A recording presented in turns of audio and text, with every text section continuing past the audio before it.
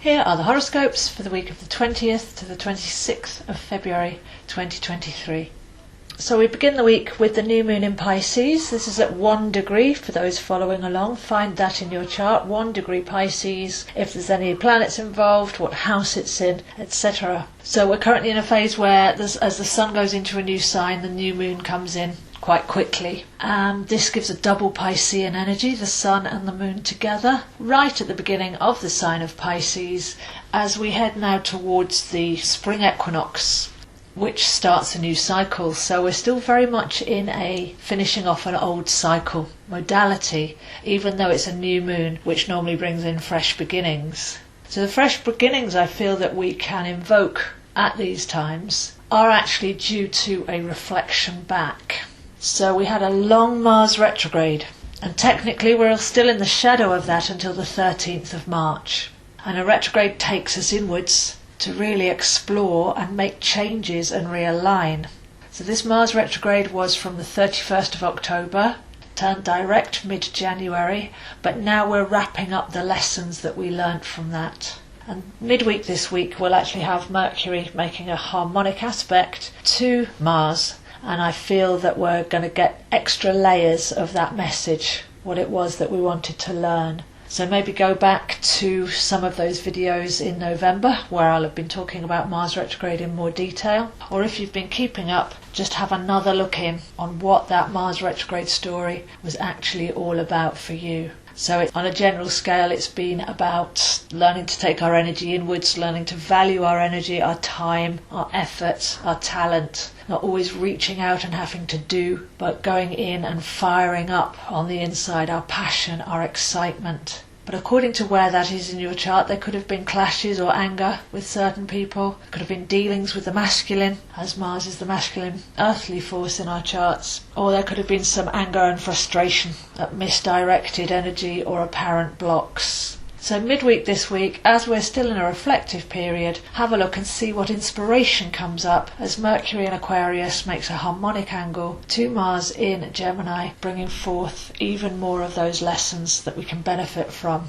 So the new moon in Pisces, and Pisces in general, is a sign where we reflect back over the whole of the year because we need to get lighter and brighter. We need to cleanse and rinse and release in order to leap over into the new cycle in Aries. So some of our intentions that we could set here could be to do with releasing and reflecting and getting the message, tying up loose ends, finding the depths of what things meant, and valuing the lessons that we've learned. And bodywork wise, when we're releasing, you're working with the cells of the body there, so very much to do with the magnetic body and allowing something to completely go from your system. And the only way that can be done is if we're not hanging on to it anymore. So the water signs, Pisces especially, are very good at holding on to memories with an emotional charge in the cells of their body and carrying them forwards. It can be quite retentive in that way. But as we head towards the spring equinox, once we've got the reason, once we've learnt the lesson, once we're ready to release,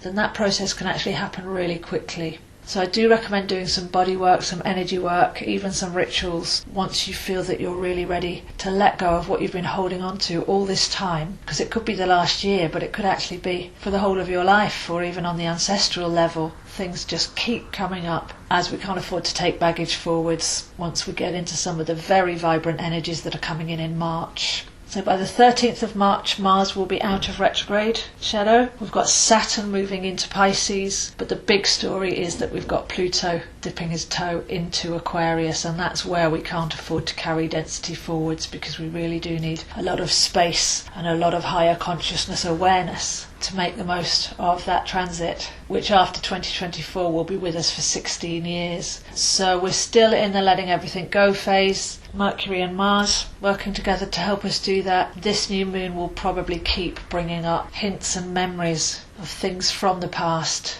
that we don't want to take forward, so just pay attention to that. This week also we've got Venus moving into Aries, very bright and warrior spirit there, and this almost begins the spring. This is the first sign of a step forward into a new cycle, and Venus represents the heart centre, our passion and excitement. So that works very, very well with what I was just saying, that the Mars retrograde was for us to go in and find our passion and excitement. So it feels like a double-edged week in a way. We're wrapping up anything and realising anything that we've been holding on to, but also with that Venus aspect and the Mars retrograde starting to clear, anchoring deep within in what actually does excite us, where we do want to put our energy, where we want to light the spark, and what feels energising going forwards. So this week and next week, in the finishing up phase, even though we're in a new moon, looking backwards, reflecting, centering our positive energy and releasing anything that we're ready to let go of, because by the second week of March, things are going to be very, very different. So we're clearing the space here, quite a quiet week, but very introspective and cleansing, and a great one for doing body energy work,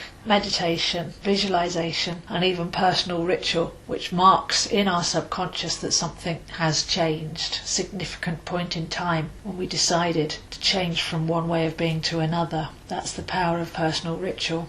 So if you'd like to see where this is happening for you, I am available, zoehind7@gmail.com. Post these links on Instagram, zoehind7, Facebook, AstroZoe, and they're on my YouTube channel, Zoe Astro, with many other videos. So do get in contact if you'd like a reading, some coaching to really dig deep and pull up the weeds, prepare the soil, or even lessons in astrology, tarot, numerology, and other fascinating subjects. So those are horoscopes for this week, and I'll see you next week.